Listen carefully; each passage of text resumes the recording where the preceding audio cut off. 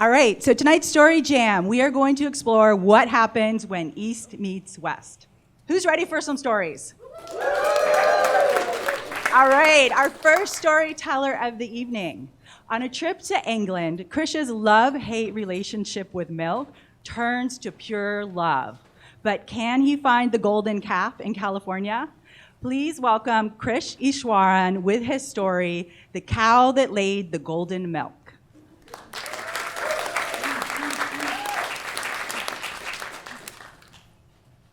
It's 1 a.m. I'm at an Airbnb in London holding a 1-liter bottle of milk. And the milk is golden. There's no turmeric additive, it's actually golden. Now, I'm no stranger to dairy. I love it. I've cultured my own yogurt. I've made my own cheese. I've churned my own butter. You know, I've actually traded ice cream making techniques with the owners of Garden Creamery.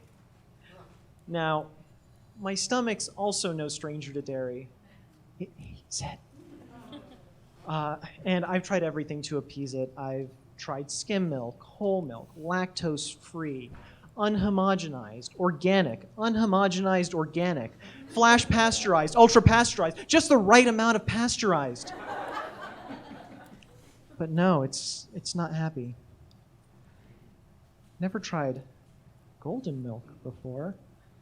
It says it's from Guernsey Cows. My friend Rob in San Francisco is from Guernsey. So I send him a message asking him what's up with the color. I get a response pretty quickly. American milk is anemic. Who would have thought? Well, I just want a midnight snack. So I pour the milk over some granola, and I have a taste. And Rob was right. Compared to Guernsey milk, American milk is anemic. Guernsey milk is rich. Guernsey milk is flavorful. Guernsey milk is creamy. Just then it hits my stomach, and I feel fine. I feel fine. I had Guernsey milk and it did nothing to me. Guernsey milk is a miracle. I learned so much more about Guernsey milk that night over the internet. Yeah, I can't sleep. I find out that Guernsey cows lack a mutation in their casein protein, a mutation found in most American cows that renders milk toxic. That's right. The A1 beta-casein mutation found in most American cows has been linked to such ailments as type 1 diabetes, SIDS, prostate cancer, and that's right, irritable bowel syndrome. Guernsey cows, by contrast, produce A2 beta-casein, the same casein protein found in mother's milk. If it's good enough for a breastfeeding baby, it's good enough for me. Guernsey cows also have another quirk, and that is that they lack the ability to break down beta-carotene, which is found in grass. So a grass-fed Guernsey cow will produce a golden-colored milk. There you go. I found it here in London. All I need now is to find it back home. And the internet's there to help me once again. I go online and find out that there's a California Guernsey Cattle Club, a farmer in the Central Valley, and another one in Mendocino County. I go to the Mendocino County farmer's website, try to join their herd share, and never hear back. Yeah, there are herd shares. I contact the farmer in the Central Valley, it goes to voicemail. I check out the Guernsey Cattle Club's Facebook page. They haven't had a meeting since March of 2018, and it doesn't look like they've been active in months. This is harder than I thought. So I call up my sister, and I offer her $20 an hour to help me find this milk. She comes back to me an hour later telling me she's given up. I pay her $20. It's been 3 months since my trip to London, and I still don't have the milk.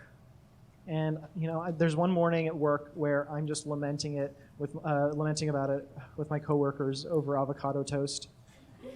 I work at Google. And They tell me, if there's a place of people who could find this, it's a company dedicated to search. And they're right. They're completely right, because that evening, one of my coworkers, Varun, sends me a text and lets me know that he's found me 4 Guernsey cows. What? Amazing. All I did was I offered him to teach him how to make yogurt. There you go. And he tells me that the farmer who owns these cows is selling his milk at Berkeley as we speak, at a place called Three Stone Hearth. Well, I'm not going to make it to Berkeley in time, so I call up Three Stone Hearth and ask them if they can hold on to a bottle of milk for me. They agree, and the next morning, I'm getting ready to head out and get this milk. So I make my way over, take the BART, and it's one of those days where we're in a torrential downpour, an atmospheric river, if you will, and the rain is coming down hard.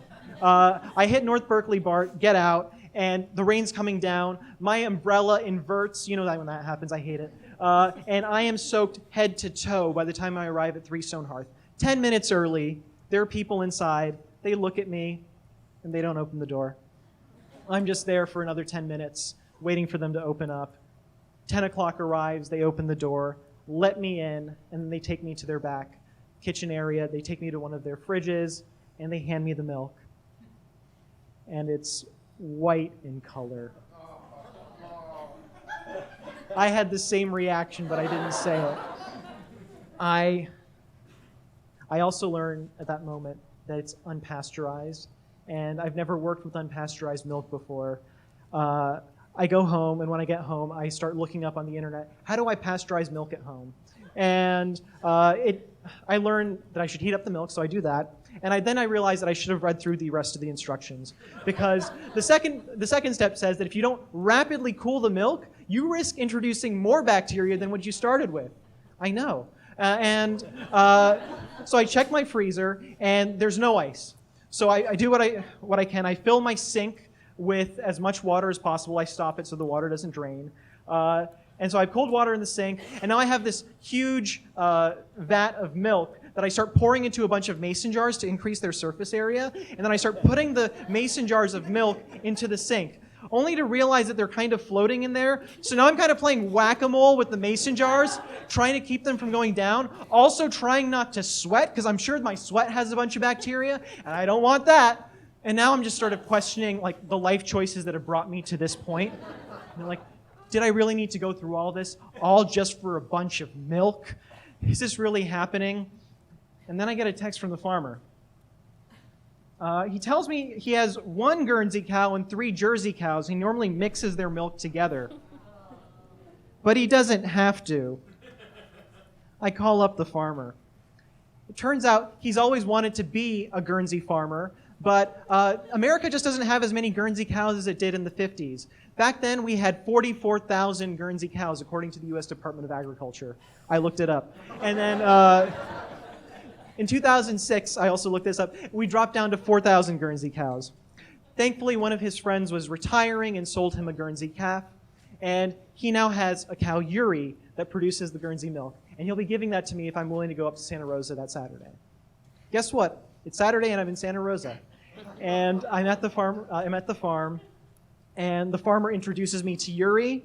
He shows me his processes. He kind of explains to me that the bacteria that we think of in unpasteurized milk as being harmful happens not from the cow. The cow's milk is fine. It usually happens in the industrial process, all the tubing that takes place that gets contaminated. And he shows me how little tubing he has, because he definitely does not have an industrial farm. This is a place of love, 4 cows, big grazing area, and I am convinced that this is the right place. And then he also takes me to his fridge, and he has the Guernsey milk right next to his other mixed milk. And guess what? The Guernsey milk is golden. Things are lining up. Life is good. And I get ready to pay for the milk. And as I do, I just ask him, so if I wanted to make this a regular thing, I'm not going to be able to get up to Santa Rosa every week. He tells me that he has a girlfriend in the Presidio, and we can arrange a pickup. And he also explains to me that he normally doesn't do this. And I ask him, so how does this normally work? And he says, well, if you're interested, you could join my herd share. That's right, herd shares exist. And if you're interested, it's just a couple ounces of silver and you're in. Yeah. Excuse me, so how much is a couple ounces of silver? Oh, I mean, you can pay me in cash, you can pay me $20 this time, but if you want to join my herd share, it's a couple ounces of silver. If you're interested, I can show you where to get the silver.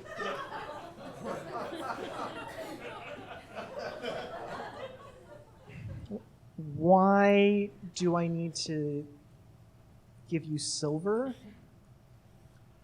Look, I'm not sure where this country's headed. But if push comes to shove and I'm in front of a judge, I don't want to be in front of some anti-raw milk judge. I want to be tried by a jury of my peers. And there's this law in the 19th century that tells me I have that right, as long as someone pays me in gold or silver bullion.